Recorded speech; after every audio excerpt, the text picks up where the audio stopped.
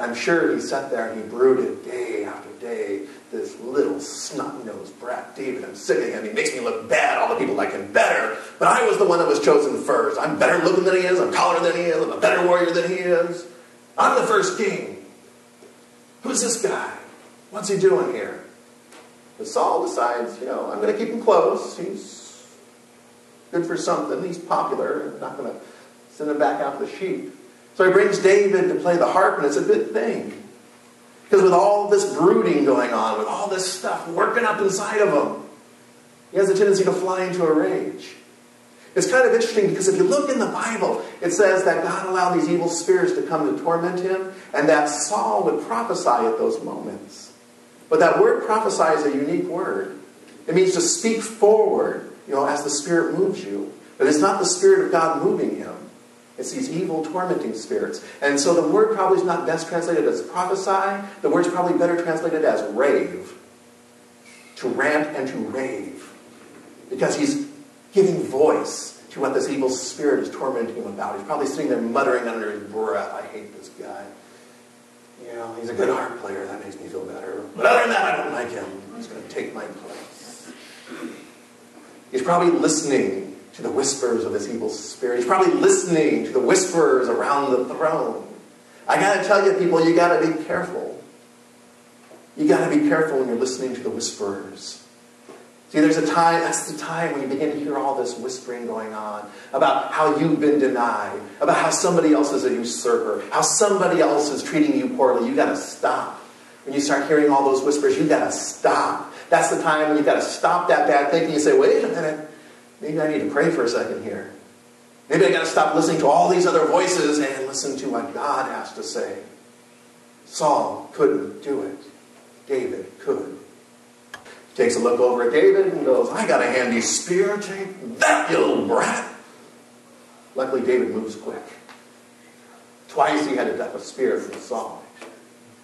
Can you imagine the absurdity of the situation? I mean, can you actually see this? Here is the rejected king of Israel sitting upon the throne, brooding, muttering to himself, until he becomes so angry that he actually hurls a spear at the future king of Israel, who's sitting at his feet, ministering, comforting, soothing him with the music that he plays. I wonder what the people around him thought. This guy's gone over the edge. How in the world can David put up with this kind of thing? I mean, he'd been anointed. He knew he's supposed to be the king. Here's this rejected king sitting upon the throne. Why didn't David just get together an army and say, you know what, get off the throne, it belongs to me? Why didn't he do it? Because God didn't tell him to. That's the difference. Saul would do what people wanted to do. David would do what God wanted to do. How interesting it is that David is going to serve an apprenticeship under Saul. I call it the apprenticeship in the school of trial and tribulation. Because every truly great man of God has gone to that school. Ask Moses, 40 years in the wilderness. Ask Paul, with all his travels and shipwrecks and sicknesses, and people trying to kill him and beat him and jail him. I'm telling you what, the truly great men of God, they go to the school of trial and tribulations, and they come out of it and they go, I know exactly what God wants of me. They're not worried about the external circumstances whatsoever. They're only concerned about one thing. What does God want? Things would get so bad in the relationship between Saul and David that Saul actually raised an army and started chasing David around the countryside. David, with a few loyal men, would have to go hide in caves because Saul is out looking for him to kill him. And that's when the defining moment comes. That's when the defining moment comes.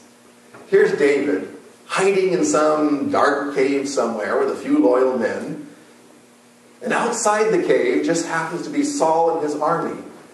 They've been searching the countryside, and they stop.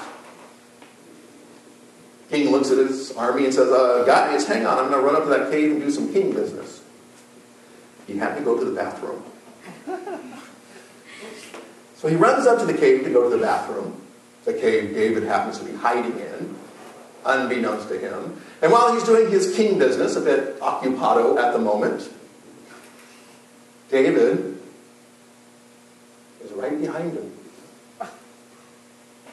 Saul, busy, back turned. David right behind him. And I'm sure that David's loyal men are probably all signaling him something like this.